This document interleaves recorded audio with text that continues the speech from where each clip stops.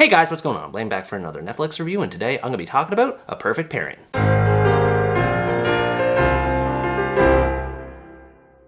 A Perfect Pairing is an American romantic comedy that tells the story of Lola Alvarez, a wine company executive based in Los Angeles who quits her job so that she can try to strike it big on her own. She travels to Australia so that she can attempt to land a major client when she meets a man named Max. Lola begins to work as a ranch hand to convince the potential client that she's as hard of a worker and as dedicated to her business as she says she is. During this time, she also develops a bond with Max as he helps her regain her confidence as a dream chaser, as well as the two developing an inevitable romance. Even knowing full well what I was getting into based on the title, I was disappointed with how predictable and cliche it ended up being. It's still watchable and has some joy to be found, but a lot of its wow factor gets watered down by its rote conventions. Victoria Justice's performance as Lola is easily the best thing the movie has going for it. Her acting is similar to how it was in last year's Netflix release Afterlife of the Party. She has great comedic timing and delivery of her lines, and is convincing in her role as a frustrated go-getter who needs a break from her usual routine. Unlike her previous movie though, she doesn't have as much opportunity to demonstrate her dramatic range, so despite her joking mannerisms being somewhat amusing, when it comes down to the rest of the story, Lola is pretty much the same as any other female rom-com lead. Her counterpart and love interest Max is much more bland by comparison. He's good looking, sure, but his line delivery is so dull, especially when compared to Victoria Justice. I had a hard time thinking of anything notable to say about him, because he's just that boring. The only thing I could sort of pull away from him is how often he waxes philosophical and drops quotes like he's a walking Pinterest page, which is actually a joke that Lola pokes fun at in the movie itself. Even then, he doesn't deliver these sayings with much enthusiasm, so it was hard to take him seriously as a love interest. Because of this, their polarizing personalities result in a relationship that's little more than just okay. There is some chemistry between them, and they share some moments of cute dialogue, but it's obvious that most of the legwork is being done by Lola, and with how flat Max is as a character, the romance doesn't end up being that exciting. It doesn't help that it takes a while for the romance to kick off in the first place. These two feel more like close friends than an actual couple, and the few scenes which hint at some tension between the two come and go within a few seconds, which isn't enough time to let things sink in. Now, to be fair, I am being a bit hard on this movie.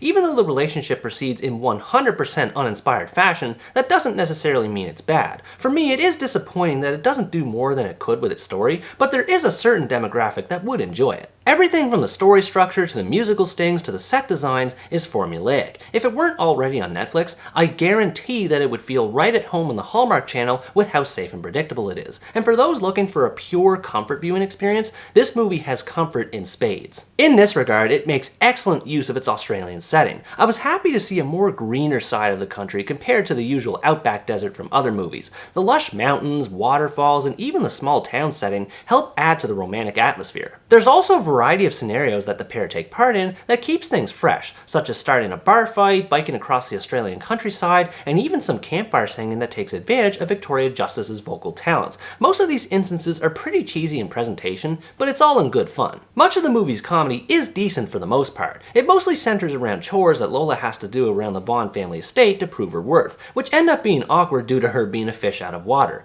Again, it tends to be a bit over the top with slapstick humor, but these scenes usually came with a funny line that still got a chuckle out of me. I have to admit that I probably got more enjoyment out of the Aussie flavored dialogue than I should have. Words like arvo, jackaroo, and laza are tossed around with reckless abandon, which left me just as confused as Lola whenever they came out of characters' mouths. It's stereotypical, but it at least never resorts to cussing, which I feel would have put a damper on the story's tone. This being said, the mood starts to become a bit more sour whenever the character Calder's involved, who basically serves as the antagonist. He's little more than a typical rich douchebag who never stops smirking at every character he comes across. He was just insufferable to put up with, and not in a good way. And the main point of the story involving Lola's trip to Australia doesn't see much payoff. There isn't really a sense of urgency behind it, which is fine to an extent as it's a more easygoing movie, but it would have been nice to see a bit more direction in terms of plot instead of all the chores and meandering. There is one bit of plot development that's explored regarding Max's motivations, but it's half-baked. It's made out to be some kind of big revelation that turns everything upside down, but it feels tame in its execution.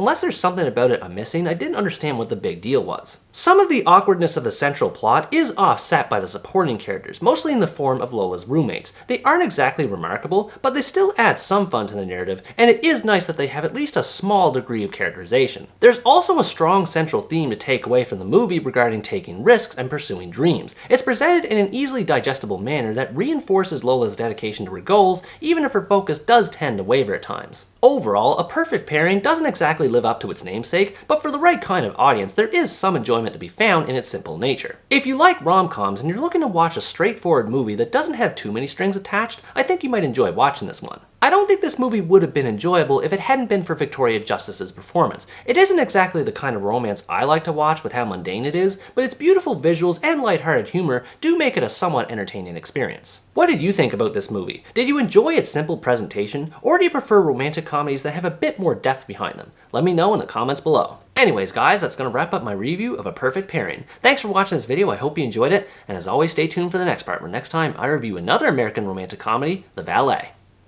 Bye-bye!